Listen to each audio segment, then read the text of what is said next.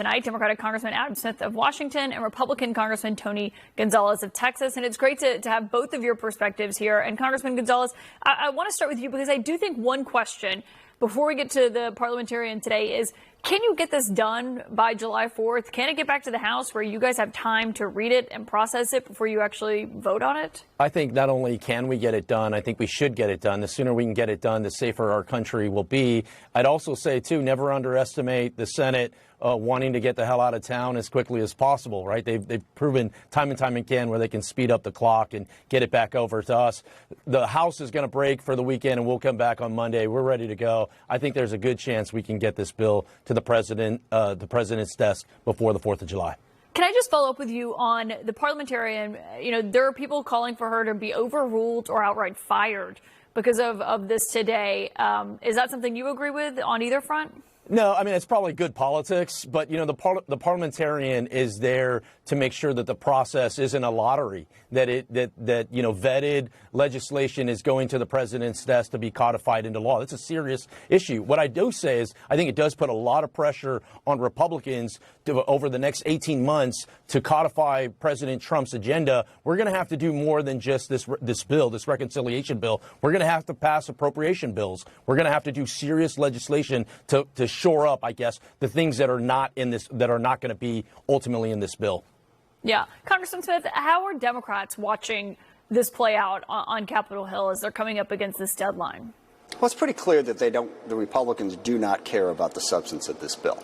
I mean, this is a bill that's going to have a profound impact on millions of people. The cuts to Medicaid alone are going to drive, depending on where they finally land, somewhere between 9 and 12 million people off of health insurance. And they don't care. They want to pass by July 4th.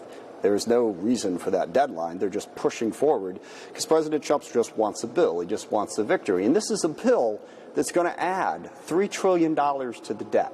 All we heard from Republicans last cycle was, you know, the debt is out of control. We are fiscally irresponsible. The deficit is burying our children. It's this horrible, terrible thing. They can't in good conscience deal with that. And here they have a bill that is literally going to add to the debt. And they're out there arguing, we must pass this because we are in a fiscal calamity. If they didn't pass it, we would be in a much better fiscal situation. They are giving trillions of dollars in tax cuts to people who already have a lot of money and taking health care and food away from poor people. I really fail to see the urgency of inflicting this upon the American people by July 4th, or period, for that matter.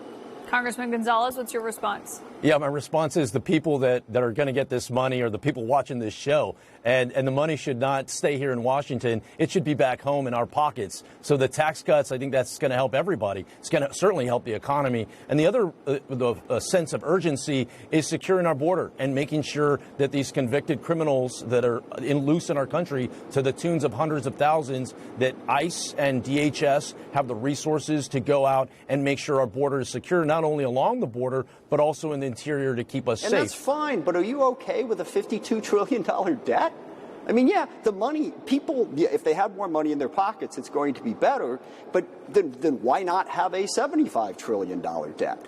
You know, I mean, how can we possibly be okay with driving the debt up by this much after everything we've heard from Republicans about how important that issue is? This is how we solve the debt problem, is we pass appropriation bills. That's Congress's job, is to let's get back. We're the original Doge. Let's get back to Congress. I agree. Let's pass it, but that's not going to solve the problem. It's going to chip away at the problem. So step one is doing our job. We haven't passed appropriation bills in decades, right, since the Clinton days. So it's time that the House pass appropriation bills. No more CRs, no kicking the can down the road, no blaming the parliamentarian or somebody, somebody else's fault. Can I hold you to that in a couple of months when you guys pass a bunch of CRs? You can hold it to me right now. I'm a no on the CR. If a CR comes up in September, you can count me and probably Tom Massey as a no. Okay, yeah, we've heard a lot of those no's before that turn into yeses at the end of the day. We'll see what happens. Including from Speaker Mike Johnson, who's acknowledged the hard reality of governing with a small majority. Congressman Gonzalez, though, we keep hearing about the debt and what this looks like from Republicans. Obviously, we hear it when Republicans are not in power. I think the question is, from voters and some of your more hardliner colleagues who want to address it right now and take this opportunity to do so. People like Thomas Massie, who are getting heavily criticized by the president, is if you don't do it when you have the chance, when you're in power, I mean, can you really complain about it when Republicans are no longer in power? Well, I think this isn't the only bite at the apple. And once again, this puts additional pressure on House Republicans to get the job done, not just talk about it. This reconciliation package is only the first of many things that we have to do. We have an 18-month timeline in order to codify President Trump's agenda. Part of that is, once again, making sure we're not overspending, that we're cutting the fraud and the waste, and we're asking the tough questions. What do you do here? Why does this program exist? And so I think that's an important thing that Congress needs to kind of take that power back. Yeah. Medicaid exists so that people have health care.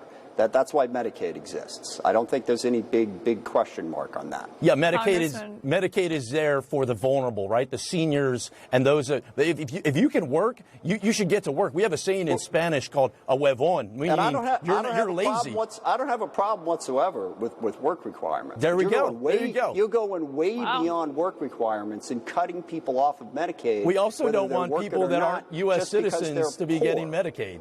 Right. So it's some simple things. I think Congress needs to do its job beyond just this bill getting it out. It is fascinating to see, though, how Republicans in the Senate are saying their cuts to Medicaid, they believe, go too far and they want to go back to what the House does. We'll see if that ultimately works out. Congressman Tony Gonzalez, Adam Smith, it's great to have a perspective from each side of the aisle here joining us tonight respectfully. Thank you for both being here.